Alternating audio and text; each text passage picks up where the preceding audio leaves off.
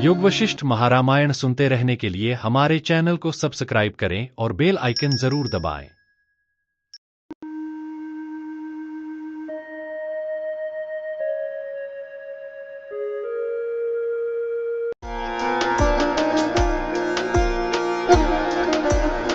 निर्वाण प्रकरण सर्ग 103। चुड़ाला का अपने घर में जाकर पुनः 3 दिन के बाद वहां से लौट आना, बड़े यत्न के साथ समाधि से राजा को उठाना तथा तत्व वर्णन करना। महाराज वशिष्ठ जी ने कहा, हे श्री राम जी, उक्त रीति से वह राजा सिखिध्वज तो निर्विकल्प समाधि में अवस्थित होने से काष्ठ और भीत के सदृश अवस्थित हो गया, परंतु उस चुड़ाला की क्या दशा हुई, अब उसे आप सुनिए। उस कुंभ ऋषि के वेश में वह चुड़ाला अपने पति उस राजा सिखिध्वज को प्रबोधित करके स्वयं अंतर्हित हो आकाश में बड़े वेग से उड़ गई। माया से विरचित देवपुत्र की आकृति को उसने आकाश में ही छोड़ दिया और सुंदर विदग्ध मुग्ध स्त्री शरीर रूप आकार को धारण कर लिया। आकाश मार्ग से अपने नगर में पहुंचकर शीघ्र ही अंतःपुर के भीतर प्रविष्ट हो गई। बाद में सबके सामने प्रकट हुई और प्रजानुरंजन रूप राज्य कार्य करने लगी। तदंतर 3 दिन के बाद वह फिर आकाश में आकर योग से कुंभ ऋषि बन गई और कुंभ ऋषि का वेश धारण कर राजा सिखिध्वज के जंगल में पहुंची। जंगल की भूमि पर उतरकर चुड़ाला ने उसी तरह उसी रूप से उस राजा को निर्विकल्प समाधि में स्थित प्रतिमाकार निर्मित काठ की नाई निश्चल देखा। अहो, यह बड़े सौभाग्य की बात है कि यह राजा शांत, सम और स्वस्थ रूप से आत्मा में विश्रांति लाभ कर अवस्थित है। यूं उसने बार बार कहा, इसलिए इसे परम पद से बोधित कर दूं, जगा दूं, क्योंकि प्रारब्ध कर्म के अवशेष रहते अभी यह देह का त्याग क्यों करे। राज्य के साथ या जब तक जंगल के भोगजनक कर्म का क्षय नहीं हो जाता, तब तक जंगल के साथ कुछ दिन और चेष्टाएं करें, फिर तो हम दोनों देह छोड़कर तुल्य स्वभाव हो करके एक ही साथ कैवल्य धाम को प्राप्त होंगे। मैंने इसको जो पहले उपदेश दिया है वह विषम हो जाएगा, क्योंकि उसका अभी देह छोड़ने से परिणाम नहीं हो सकता। अतः जीवन मुक्ति सुखानुभव के लिए इसे जगाना उचित है। इसलिए इस समाधि के अभ्यास संयोग से इसे मैं अब उठाती हूँ। यूं विचार कर उस चुड़ाला ने अपने स्वामी के आगे वंचरों को भी भय प्रदान करने वाला बार बार सिंहनाद किया। बार बार किए गए उस सिंहनाद से भी वह राजा पर्वत में शिला की नाई जब विचलित नहीं हुआ, तब उस चुड़ाला ने उसको हाथ से खूब इधर उधर हिलाया डुलाया। हाथ से इधर उधर खूब हिलाने डुलाने और गिराने पर भी जब राजा न जगा, तब कुंभ रूपिणी चुड़ाला सोचने लगी, अहो, यह साधु भगवान अपने स्वरूप में सप्त भूमिका प्रवेश तक परिणत हो चुका है। इसको किस युक्ति से अब मैं जगाऊं, अथवा इस महात्मा को मैं क्यों जगाऊं। विदेह मुक्ति प्राप्त कर सुखपूर्वक अवस्थित रहेगा। मैं भी अब यह महिला का शरीर छोड़कर अपुनर्जन्म के लिए साथ ही चली जाऊं। इस जीवन में कौन सा अधिक सुख रखा है। यूं सोचकर अपना शरीर छोड़ने के लिए वह सती चुड़ाला जब बिल्कुल तैयार हो गई, तब एक बार फिर उसने विचार किया, क्योंकि वह एक महाबुद्धिमती थी, अपने राजा के इस शरीर को तो देख लूं कि इसमें बोध के बीजभूत वासना शून्य मन का संस्कार लेस रूप से कुछ शेष यदि प्रारब्ध से अभी बची हुई माया के लेस से उपहित हार्द ब्रह्म में है, तब तो उसके उद्भव का समय आने पर यह भगवान स्वयं प्रबोध को उस प्रकार प्राप्त होगा, जिस प्रकार वसंत के आरंभ में वृक्ष के मूल प्रदेश में अवस्थित पृथ्वी के रस में सूक्ष्म भाव से लीन भावी पुष्प समूह। इसलिए मेरे द्वारा प्रबोधित होकर मेरे ही समान जीवन मुक्त रूप से विहार कर रहा यह स्थित रहे। यदि यह मैं समझ लेती हूँ कि यह मुक्त हो गया है, तो मैं अभी इसके साथ चली जाती हूँ।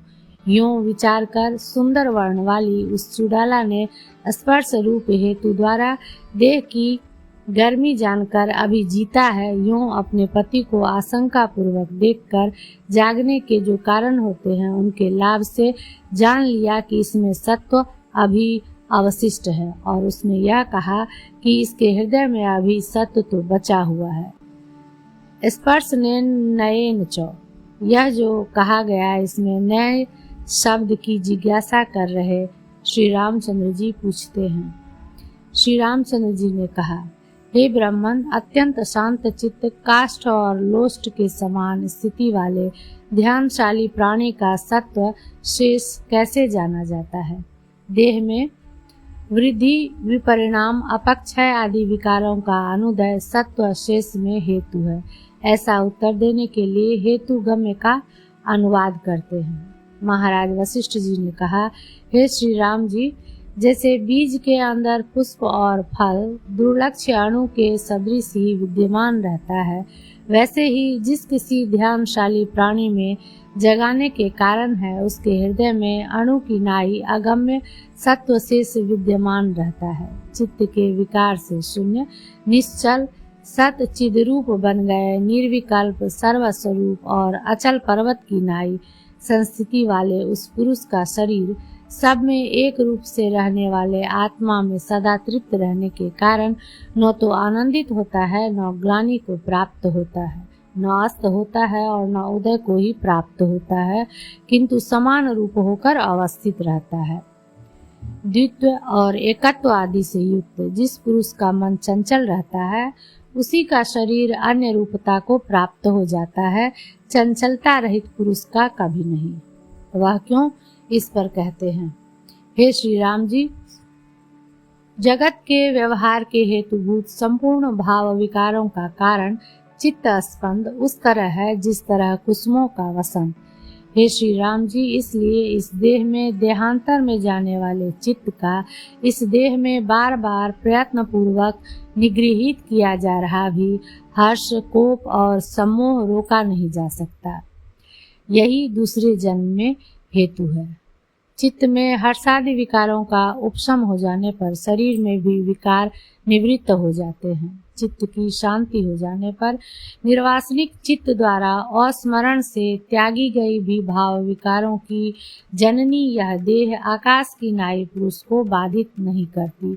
निष्कर्ष यह निकला कि चित्त का अहंत रूप से स्वीकार ही देह में वृद्धि आदि विकारों का कारण है। जैसे समान जल संतति में तरंग आदि की उत्पत्ति नहीं होती, वैसे ही समान वासना रहित चित्त संतति दशा में जरा आदि विकार का राग आदि दोष नहीं दिखाई पड़ते।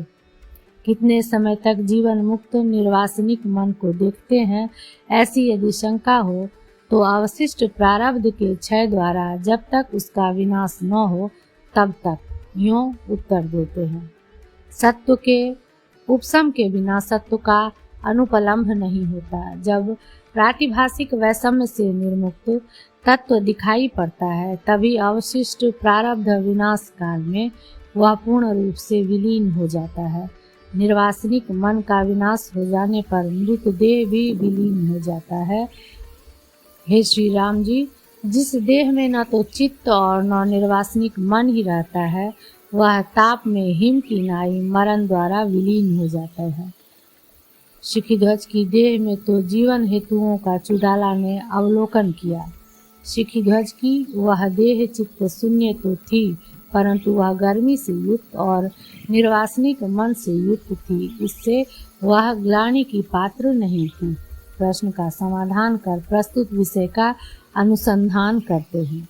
अपने स्वामी की उस तरह से अवस्थित देह को देखकर अपने शरीर का त्याग न करती हुई सुंदर अंगों से सुशोभित उस चुड़ाला ने शीघ्र विचार किया।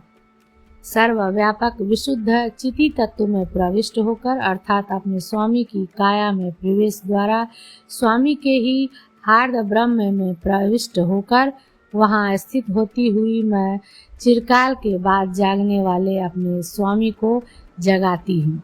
चिरकाल के बाद तो यह स्वयं समाधि से उठ जाएगा। इसे जगाने के लिए शीघ्रता करने की मुझे क्या आवश्यकता है? यदि मैं इसे न जगाती हूँ तो भी यह चिरकाल के बाद स्वयं जाग जाएगा, लेकिन मैं यूं अकेली हो क्यों अवस्थित रहूं, इसलिए इसे जगाती हूँ। यूं विचार कर इंद्रिय पंजर रूपी अपने देह को छोड़ करके स्वामी की देह में प्रविष्ट होकर आदि और अंत से वर्जित अपने स्वामी के हार्द ब्रह्म स्वरूप चिति तत्व में चुड़ाला स्थिति को प्राप्त हो गई। वहां पहुंचकर सत्व संपन्न अपने स्वामी की निर्विकल्प समाधि से जल और दूध की नाई एक रस बनी हुई चेतना का स्पंदन कर वह चुड़ाला फिर अपनी देह में उस तरह प्रविष्ट हो गई जिस तरह अपने घोंसले में चिड़िया। तदंतर कुंभ रूपिणी वह चुड़ाला वहां से उठकर कुसुम पूर्ण स्थान में जाकर बैठ गई और वहीं बैठी हुई भ्रमरियों के गुंजार को तिरस्कृत कर रही वह चुड़ाला सामगान में प्रवृत्त हो गई। उस सामस्वर को सुनकर सत्व गुण से संपन्न चिदाभास से युक्त राजा की बुद्धि नखाग्र से लेकर मस्तक तक देह में अहंग भाव की व्याप्ति से युक्त होकर ऐसे अवबुद्ध हुई जैसे वसंत में पद्मिनी जिस तरह सूर्य कमलिनी को विकसित करते हैं, वैसे ही सत्व संपत्ति से युक्त राजा सिखिध्वज ने समाधि में निमीलित अपने नेत्र को विकसित किया। राजा सिखिध्वज ने शाम के गान में तत्पर अपने आगे स्थित कुंभ ऋषि को दिव्य शरीर से युक्त दूसरे सामवेद जैसा देखा। अहो, हम धन्य हैं कि यह मुनि स्वयं यहाँ पुनः प्राप्त है। इतनी बात कह रहे राजा सिखिध्वज ने कुंभ को पुष्पांजलित अर्पित की। भगवान, यह हमारे सौभाग्य की बात है कि आपके पावन चित्त में हम पुनः उदित हुए हैं। अथवा हे मुने, हम अपने भाग्य की क्या सराहना करें। भला ऐसे महासत्वशाली कौन है जो अपने आप ही दूसरों के ऊपर अनुग्रह करने के लिए सदा प्रस्तुत नहीं रहते। हे भगवान, हमें पवित्र करने के लिए ही आपका यहाँ आगमन हुआ है। यदि यह बात न हो तो फिर आप ही कृपा कर बतलाइए कि यहाँ आपके आने में दूसरा कौन सा कारण है। कुंभ ने कहा, हे राजन, आनंदित होकर मैं आपके यहाँ से जब से गया तभी से मेरा चित्त आपके साथ यहीं स्थित रहा। यही कारण है कि मैं रम्य स्वर्ग में भी ठहर न सका और आपके समीप इस समय ठहरा हुआ हूँ।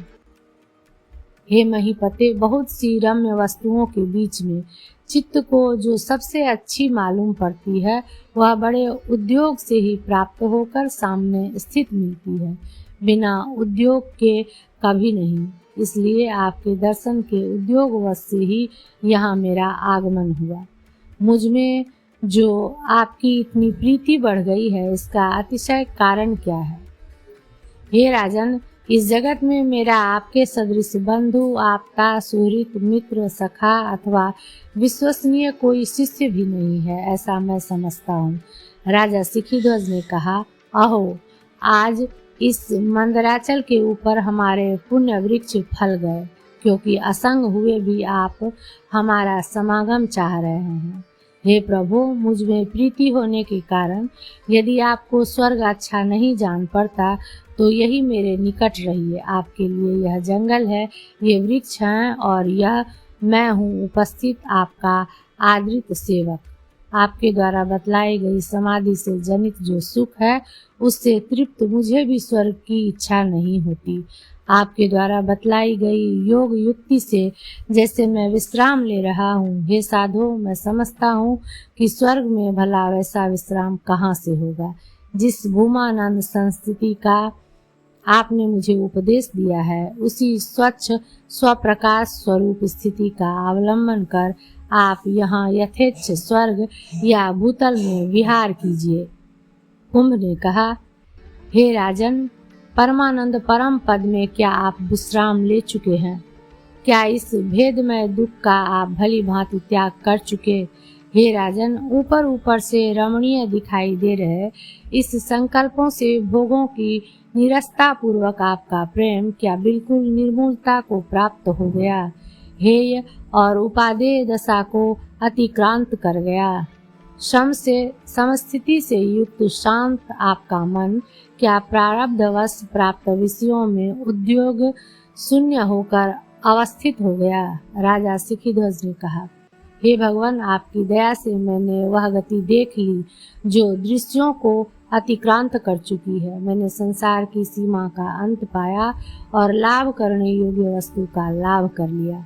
चिरकाल के बाद थोड़े समय तक ही, यानी केवल 3 दिन तक निरामय होकर मैंने विश्राम किया। प्राप्त करने योग्य सब प्राप्त कर लिया। अब मैं तृप्त होकर चिरकाल के लिए स्थित हूँ।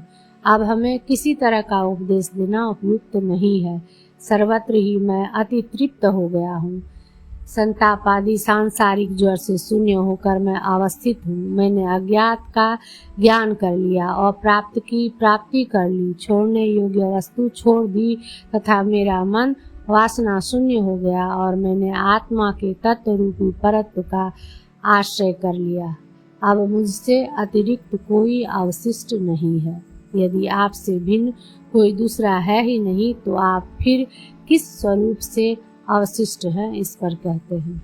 संसार शून्य, मोह और भय से रहित, राग आदि दोषों से मुक्त, नित्य प्रकाश रूप, सर्वत्र एक रूप की भावना से युक्त, सब तरह से सौम्य, सर्व स्वरूप, सकल कल्पनाओं से निर्मुक्त, आकाश कोश के समान स्वच्छ मैं एक रूप होकर स्थित हूँ।